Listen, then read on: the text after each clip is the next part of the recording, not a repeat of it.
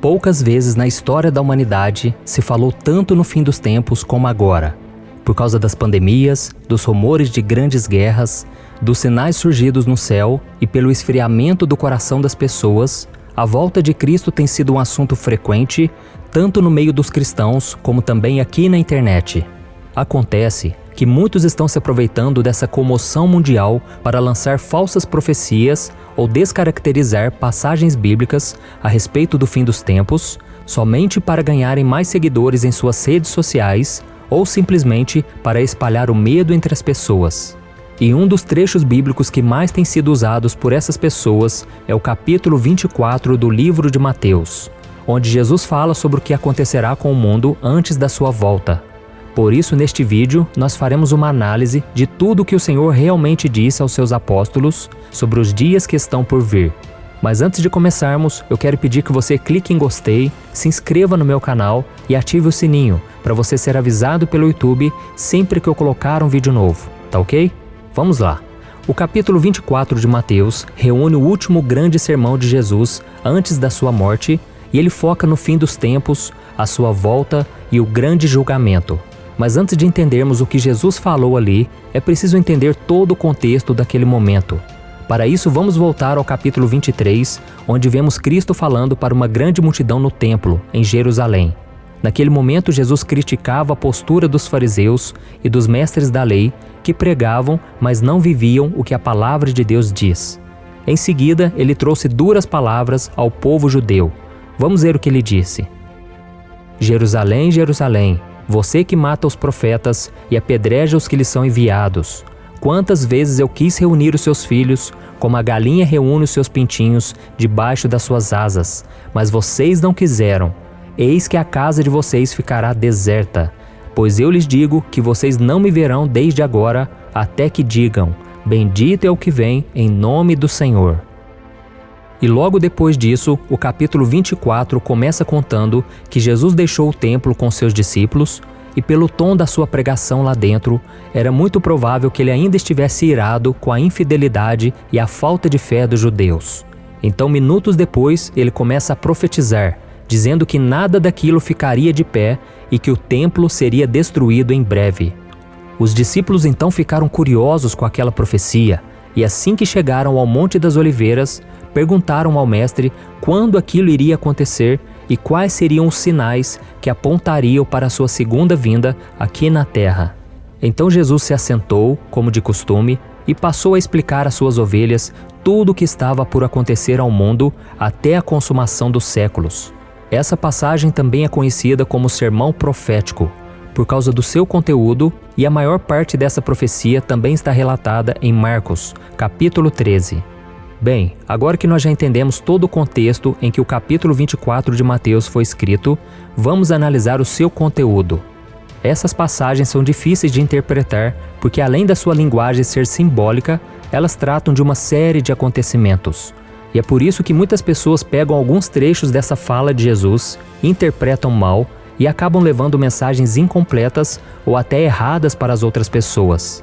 Por isso, neste vídeo, nós vamos analisar 3 pontos importantes sobre a profecia de Jesus a respeito do fim dos tempos. Primeiro, para quem esta mensagem foi direcionada? A grande maioria das pessoas acredita que as palavras de Jesus foram ditas para a sua igreja, mas isso não é verdade. Elas foram direcionadas aos judeus. Naquele momento, a Igreja de Cristo ainda era um mistério. Ela só seria incluída no agir de Deus em Pentecostes. E foi revelada depois através das cartas do apóstolo Paulo. Entendeu? Então é preciso deixar claro que os acontecimentos profetizados por Jesus tratam unicamente sobre como será a situação dos judeus no período da grande tribulação antes da sua volta. Além disso, o capítulo 24 de Mateus trata dos falsos profetas e dos falsos cristos que surgirão para enganar o povo. Essas pessoas levantadas por Satanás representam um perigo para Israel, que não acredita que Jesus é o Messias e que ele já veio ao mundo uma vez. E nós, que somos a Igreja de Cristo, nós precisamos nos preocupar mais com os falsos mestres, falsos apóstolos e falsos pregadores, além de sabermos discernir os espíritos, para que nenhum deles nos afaste dos caminhos do Senhor. Amém? E mais uma prova de que os judeus são o alvo da profecia de Cristo a respeito do fim dos tempos, quando Jesus fala do sacrilégio terrível. Aqui Jesus fala da terra judaica, do templo e dos sacrifícios que Daniel já havia profetizado há muito tempo. E repare ainda que no versículo 16 de Mateus capítulo 24, Jesus disse que aqueles que estiverem na Judéia devem fugir para os montes. E isso trata claramente de Israel, porque no Novo Testamento inteiro não existe uma única passagem em que Jesus ou qualquer um dos seus apóstolos peçam para que a igreja fuja para os montes. E por fim, da mesma forma, vemos que o texto ainda fala sobre o sábado, que está relacionado aos costumes e leis dos judeus, e ainda traz a parábola da figueira, que é uma representação simbólica da nação de Israel. Deu para você entender?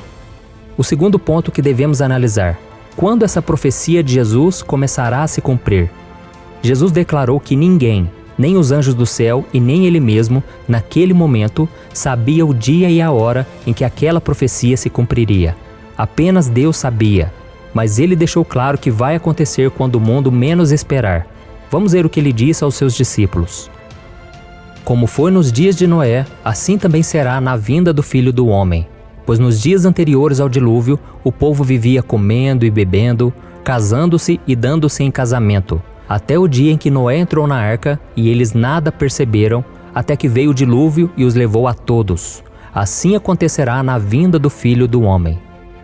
Mas mesmo sem sabermos a data certa do início dos acontecimentos que marcarão a volta do Messias ao povo judeu e o estabelecimento do seu reino aqui na terra, a passagem nos mostra que a profecia começará a se cumprir nos 7 anos de tribulação, que será a última das 70 semanas profetizadas por Daniel. E uma coisa interessante dessa profecia de Jesus é que tudo está relacionado ao que o apóstolo João registrou nos capítulos 6 a 19 do livro de Apocalipse. Muitos acreditam que a Igreja de Cristo não passará por nenhum desses acontecimentos, porque ela já terá sido arrebatada, guardada da hora da provação. Logo no início de Mateus 24, Jesus fala da primeira metade da 70ª semana de Daniel. No versículo 8, Jesus disse que tudo isso será o início das dores.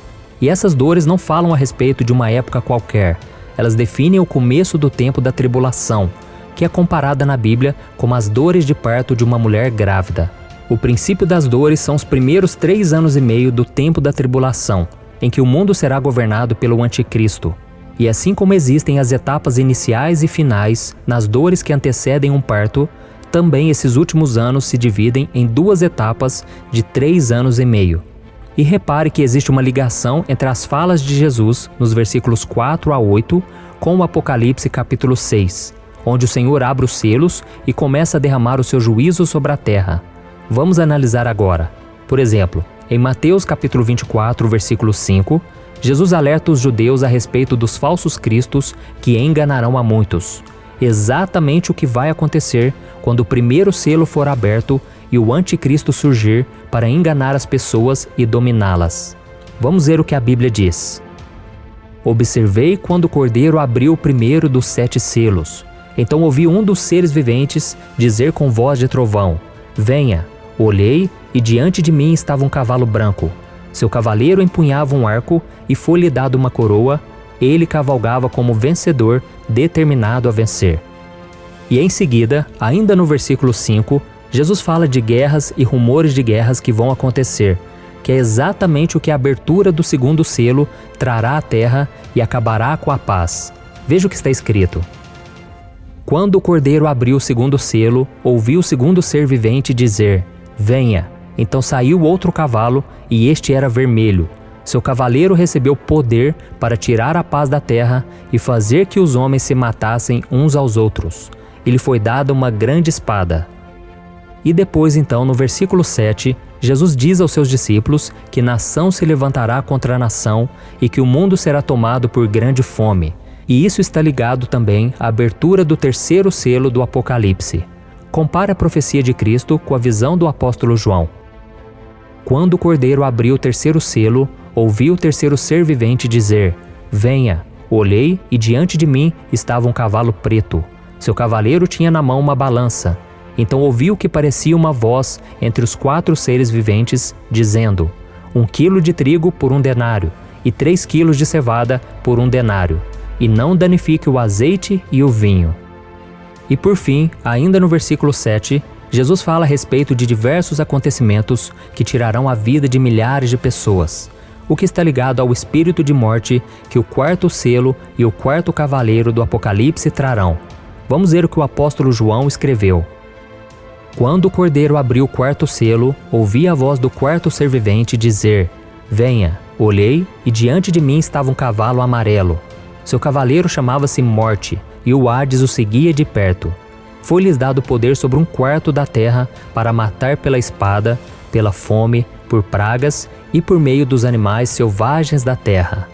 E não para por aí, irmãos. Nos versículos 9 a 28 de Mateus capítulo 24, Jesus começa a profetizar sobre como será a segunda metade da 70ª semana de Daniel. Nesse tempo, muitos morrerão como mártires, o que está ligado ao quinto selo de Apocalipse. Coisas espantosas e grandes sinais no céu com a abertura do sexto selo e anunciarão a chegada do grande dia da ira do Senhor. Muitos trairão uns aos outros em Israel. Além disso, o engano e a impiedade aumentarão muito. O amor se esfriará, significando que muitos abandonarão a sua fé. Mas Jesus também garantiu que aquele que perseverar nele até o fim verá a sua volta e participará do seu governo de 1000 anos. E outro ponto importante revelado por Jesus aos discípulos tem a ver com a pregação do Evangelho do Reino por todo o mundo. Mas ele não deve ser confundido com o Evangelho da Graça, que é anunciado atualmente. O Evangelho do Reino é a mensagem que será transmitida no tempo da tribulação pelo remanescente e pelos 144.000 selados do povo de Israel, chamando a atenção para a volta de Jesus, que então virá para estabelecer o seu reino, conforme podemos ver em Apocalipse capítulo 7. E agora eu gostaria de voltar com você no versículo em que Jesus fala da abominação desoladora, ou do sacrilégio terrível, que eu expliquei no começo deste vídeo, porque muitas pessoas acreditam que essa profecia já se cumpriu no ano 70 depois de Cristo, quando o Império Romano destruiu o templo. Esses estudiosos da Bíblia afirmam que esse trecho tem a ver com a fala de Jesus, que disse que não restaria pedra sobre pedra do templo de Jerusalém. Mas a profecia não se cumpriu ali com a ação dos romanos. A abominável da desolação será estabelecida apenas pelo anticristo, vindo a ter o seu cumprimento pleno e definitivo na metade dos últimos 7 anos, como foi profetizado em Daniel capítulo 12. Essa profecia de Daniel é claramente para a grande tribulação, referindo-se a um tempo de grande angústia como jamais houve antes ao povo judeu. E o terceiro ponto que a gente tem que analisar: qual mensagem essa profecia de Jesus traz para nós hoje? Meus irmãos, tudo que está registrado em Mateus capítulo 24 é um alerta para todos nós. Porque se o fim dos tempos está próximo, o tempo do arrebatamento também está. O nosso mundo está muito conturbado, está inquieto, existem conflitos em muitos países e a qualquer momento a terra poderá ser tomada por guerras devastadoras.